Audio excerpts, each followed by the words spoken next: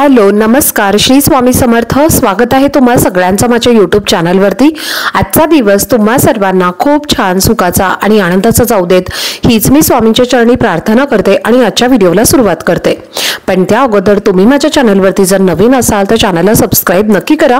त्याचबरोबर कमेंटमध्ये श्री स्वामी समर्थ लिहायला अजिबात विसरू नका।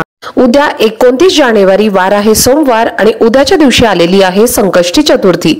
तर ही चतुर्थी गणपती बाप्पांना समर्पित असते आणि ही नवीन वर्षातली म्हणजे 2024 मधली पहिलीच संकष्टी चतुर्थी सुद्धा आहे आणि त्यामुळे या चतुर्थीला विशेष महत्त्व प्राप्त झालेलं आहे। तर हा चतुर्थीचा जो दिवस आहे तर तो गणपती बाप्पांना समर्पित असतो आणि संकटांचा नाश करणारे, विघ्नांचा नाश करणारे चतुर्थी ही संकष्टी चतुर्थी असते। तर कठीण प्रसंगातून सुटका करून घेण्यासाठी आपण या चतुर्थी दिवशी व्रत सुद्धा करू शकतो। तर कोणत्याही प्रकारचे दुःख तुमच्यावरती असेल त्यापासून जर तुम्हाला मुक्ती हवी असेल तर त्या व्यक्तीने जर हे व्रत केलं तर त्याच्या नक्कीच अडचणी या दूर होतात। तर बघा, गणपती बाप्पा हे विद्येचे देवता, संकटांचा नाश करणारे विघ्न देवता म्हणून आपण म्हणत असतो। म्हणून कोणत्याही शुभ कार्याची सुरुवात करण्यापूर्वी आपण गणपती बाप्पांना आवाहन करत असतो आणि त्या शुभ कार्याची सुरुवात करत असतो, जेणेकरून कोणत्याही शुभ कार्यामध्ये कोणत्याही प्रकारची अडचण येऊ नये, कोणताही संकट येऊ नये यासाठी गणपती बाप्पांची पूजा ही सर्वप्रथम केली जाते आणि त्यानंतरच हे शुभ कार्य सुद्धा पार पडत असतं। गणपती बाप्पा असे देवता आहेत की जे लहान मुलांपासून ते अगदी मोठ्यांपर्यंत सर्वांचेच लाडके देवता आहेत आणि त्यांना समर्पित असणारी ही चतुर्थी ही उद्या सोमवारच्या दिवशी आलेली आहे। तर या दिवशी आपल्याला गणपती बाप्पांची जास्तीत जास्त सेवा, उपासना, आराधना करायची आहे आणि काही उपाय सुद्धा करायचे आहेत। तर आजच्या व्हिडिओमध्ये तुमच्यासोबत मी एक अतिशय महत्त्वाचा उपाय शेअर करणार आहे। तर हा उपाय आपल्याला इच्छापूर्तीसाठी करायचा आहे।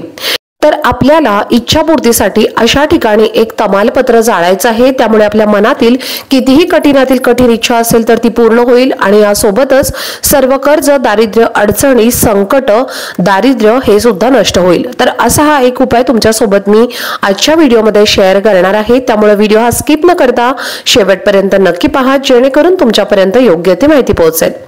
जर तुमच्या मनामध्ये एखादी इच्छा खूप दिवसांपासून असेल आणि तुमची ती इच्छा पूर्ण होत नसेल आणि त्यासाठी तुम्ही भरपूर कष्ट, मेहनत करत असाल, प्रयत्न देखील करत असाल, पण तरी सुद्धा तुमच्या कष्टाला, मेहनतीला आणि प्रयत्नांना योग्य ते फळ हे प्राप्त होत नसेल, म्हणजे तुमची इच्छा पूर्ण होत नसेल तर अशा वेळेला आपल्या कष्टाला नशिबाची साथ मिळत नाही आणि म्हणूनच आपली कुठलीही इच्छा पूर्ण होत नाही। मग यामध्ये तुमची कुठलीही इच्छा असू शकते, ज्यामध्ये तुमची स्वतःची धनप्राप्तीबद्दलची, लक्ष्मी प्राप्तीबद्दलची, शारीरिक, मानसिक किंवा तुम्हाला तुमचं जर एखादं कर्ज असेल आणि ते कर्ज जर तुम्हाला लवकरात लवकर फेडायचं असेल किंवा तुमच्या घरामध्ये लक्ष्मी टिकत नाही, लक्ष्मी प्राप्ती होत नाही आणि आयुष्यामध्ये खूप अडचणी आहेत तर त्या तुम्हाला दूर करायच्या आहेत। तर या सर्व प्रकारच्या अडचणी दूर करण्यासाठी आणि आपली इच्छा पूर्ण करण्यासाठी तुम्हाला हा जो उपाय आहे तर तो करायचा आहे। हा उपाय तुम्ही उद्या चतुर्थीच्या दिवशी सकाळपासून ते रात्रीपर्यंत कधीही करू शकता। रात्री 12 वाजेपर्यंत तुम्हाला हा उपाय कधीही करता येणार आहे। सर्वप्रथम तुम्ही जर व्रत करत असाल तर तुम्हाला या दिवशी चंद्रोदय होतो, तर तेव्हा 9:26 हा चंद्रोदय होणार आहे। तर या वेळेला तुम्हाला चंद्राला ओवाळायचं आहे आणि आपला उपवास सोडायचा आहे। हा उपाय सुद्धा तुम्ही सांगितल्याप्रमाणे सकाळपासून ते रात्री 12 वाजेपर्यंत केव्हाही करू शकता। या उपायासाठी आपल्याला फक्त एक तमालपत्र घ्यायचं आहे, चांगलं अखंड व्यवस्थित तमालपत्र तुम्हाला घ्यायचं आहे। तमालपत्र म्हणजे तेजपत्ता जे आपण मसाल्यामध्ये वापरत असतो, तर असं अखंड एक तुम्हाला व्यवस्थित पाहून तमालपत्राचं एक पान घ्यायचं आहे। तर त्याच्यावरती तुम्हाला एक लाल रंगाचा किंवा निळ्या रंगाचा एक पेन घ्यायचा आहे आणि त्यावरती तुम्हाला त्या पेनाने तुम्हाला एक इच्छा तुमची लिहायची आहे। आता तुमची इच्छा जी आहे तर ती अगदी शॉर्ट मध्ये लिहायची आहे। मग ती धनप्राप्तीबद्दलची असेल, नोकरी प्राप्तीबद्दलची असेल, शारीरिक असेल, मानसिक असेल, कर्ज फेडण्याबद्दल असेल किंवा नवीन वस्तू घेण्याबद्दल असेल, घर घेण्याबद्दल असेल, गाडी घेण्याबद्दल असेल, तुमच्या जी पण काही इच्छा आहे तर ती तुम्हाला त्या तेजपत्ताच्या पानावरती लिहायची आहे। त्यानंतर तुम्हाला तुमचं कापूर जाळायचं भांडं घ्यायचं आहे आणि त्यानंतर तुम्हाला हा उपाय तुमच्या देवघरासमोर बसून करायचा आहे। कापूर तुम्हाला प्रज्वलित करायचं आहे आणि तमालपत्र जे आपण लिहिलेलं आहे तर ते कापरावरती तुम्हाला जाळायचं आहे आणि तुम्हाला ओम गण गणपतये नमः असं तुमच्या मनामध्ये जप करायचं आहे आणि तुमच्या मनातली इच्छा तुम्हाला व्यक्त करायची आहे आणि अशा पद्धतीने तुम्हाला हे तमालपत्र या कापरासोबत जाळायचं आहे। आता तुमच्या मनामध्ये जर 2 इच्छा असतील तर एका पानावरती तुम्ही दोन्ही इच्छा लिहू शकता, पण तुमच्या घरामध्ये जर समजा 4 व्यक्ती असतील, 5 व्यक्ती असतील तर प्रत्येकाने हा उपाय वेगवेगळा करायचा आहे। पण एका व्यक्तीच्या जर समजा 1 किंवा 2 पेक्षा जास्त इच्छा असतील तर त्या तुम्हाला एका पानावरती तुम्ही लिहून हा उपाय करू शकता। त्याचबरोबर पतीसाठी पत्नी जी आहे तर ती हा उपाय करू शकते।